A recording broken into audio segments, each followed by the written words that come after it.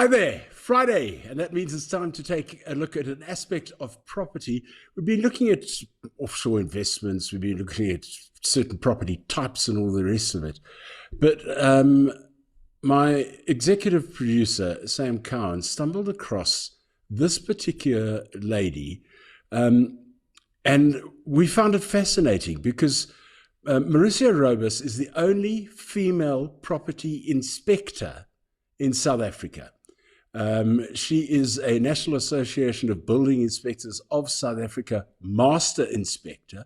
She's also an Institute of Timber Construction Certified Roof Inspector and is one of only 40 in the country and the only practicing female roof inspector. Mauricia, thank you for taking time out to talk to us. How the hell did you get into this job? Hello, Jeremy. Thank you very much for having me. My dad had a construction company for 38 years, and I worked in the construction industry with him. And when he became too old to run a site, we opened an inspection company because all his years of experience couldn't go to waste. And I've just always loved property. And if you ask my husband, he will tell you it's because I love to tell people what to do. Oh, yesterday. Okay, right. One of the interesting things in putting together research around this was to look at the percentage of single women who are now homeowners. And that number is rising dramatically. There are first-time female buyers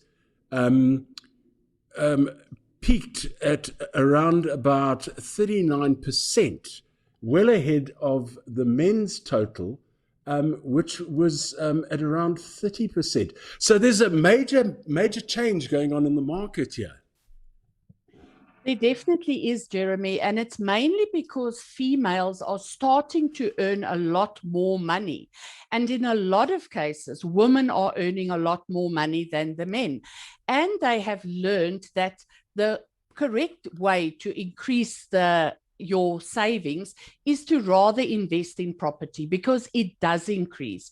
So there are numerous property investors that are women and also first-time home buyers, and they also buy homes for their parents and their children and so on. So yes, women have become a powerful market in the property industry. Okay, now let's go on to the maintenance issue here and the property inspection issues specifically, because without being or trying to sound sexist here, the vast majority of contractors in South Africa are males.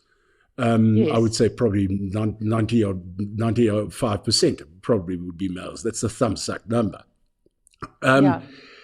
And when they walk into a house and they see it's a single female owner, they must go, okay, he has easy money because she knows nothing. So I can do whatever I want to. I can write the check the way I want to write the check. Exactly, Jeremy. And that is a big problem because a lot of women and men, if you want to be quite honest, don't know how and when to do maintenance in a house. If you think about it, buying a property or a house is probably going to be your single biggest investment. And what are you told when you buy the house? You're told, pay your bond, pay your rates and taxes, and that's it. You're never told, clean the gutters. When must you paint the window frames? When must you do this? And that becomes a huge problem. Then you get building contractors, as you say, they see a single woman and they think, hey, I can now really write my check. But then the people who know that I am around, they get me to either come and do a maintenance inspection for them, and I tell them exactly what must be done how it must be done and when it must be done. And I also offer a service to my clients where they can send quotes to me that they've obtained, and I will tell them, this guy's ridiculous with this price, or he didn't quote for that, or he quoted for this, which is not necessary. And I thereby assist my clients. You must have seen some scary stuff in your time that you've been a building inspector. Jeremy, I cannot tell you some of the things I've seen. Talking about maintenance, a client contacted me, heard me talk, and he wanted to start doing maintenance on his house, and he didn't know what to do and how to do the maintenance. So I went in and did a maintenance inspection for him, and I took my ladder to climb into the roof, and he frowned at me and said, "Why are you climbing into the roof?" So I said to him, roof trusses are a very, very important part of your house. If there's a problem in the roof, better you know it sooner rather than later. As I climbed into the roof, I got a huge surprise. The trusses were burned. Some of them were so severely burned that he had to replace them. When I said to him, "Why did you buy the house with burnt trusses?" He said, "No, I didn't know the trusses were burned." He queried with the estate agent, who then all of a sudden remembered, "Oh, yes, the roof of this house burnt about 6 or 8 years ago, and the seller had immigrated to New Zealand." So my client had no recourse, and he had to foot the bill to have 5 of the roof trusses repaired. I also regularly find that the plumbers cut the webs of the roof trusses to put the geysers on. That's quite stupid as well. Yeah, exactly. Am I correct in saying that if you do not do maintenance, or the correct maintenance, let me put it that way, the correct maintenance on your property that you own, and you're insured by a particular company, that insurance company may have the right to refuse your claim because you haven't done the maintenance? Most definitely. And that is a big problem that clients have. For instance, if you don't keep the valleys on your roof clean and it's blocked with leaves, or the gutters are blocked with leaves, and you have a huge storm and water pushes in under the roof tiles, or it pushes in from the valleys under the roof tiles and causes a roof leak, insurance will not honor their claim. They will tell you, read the fine print, and the fine print says you have to do maintenance, otherwise we will not consider your claim. The other thing that I also point out to clients, which most people don't know their national building regulations, is that if you don't have a 30-minute fire door between the house and the garage, that is a 40-millimeter solid wooden door, and a fire breaks out in the garage and it spreads to the house, insurance won't consider your claim. You will lose everything and insurance won't pay. So there are a lot of things like that clients don't know about when they buy houses, and I point that out to them. The whole thing with building plans, Maricia, because I've heard from quite a few friends of mine who've bought additional houses or moved on because their family structure has changed. This is becoming a problem with not being able to clear building plans or get original building plans through various municipalities. Are you finding that? Yes, it is quite a serious problem. And there's a law called SPLUMA, which came into effect in 2016, which stated that municipalities can refuse to provide the rates clearance figures when a house is sold if approved building plans are not on site. And it was supposed to become compulsory last year, October. But because of COVID, obviously it didn't happen. And they've also had a huge kickback against the from people saying, for instance, the Vaal in Vereniging, I think the town council burned down. We know the Pretoria one burned down. The rest of them, I think they just misplaced them.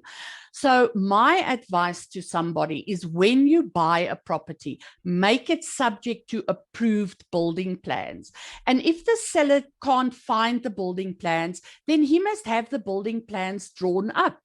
The other thing that people must also remember is that the swimming pool must be on the approved building plans, the lapa, as well as any Zozo huts. All of those items must be on approved building plans. Have the plans done now, because the next problem is that when you have approved building plans done, you must get an occupancy certificate. And that can become very expensive, because you need all the engineer certificate, glazing, plumbing, and electrical before an occupancy certificate can be issued.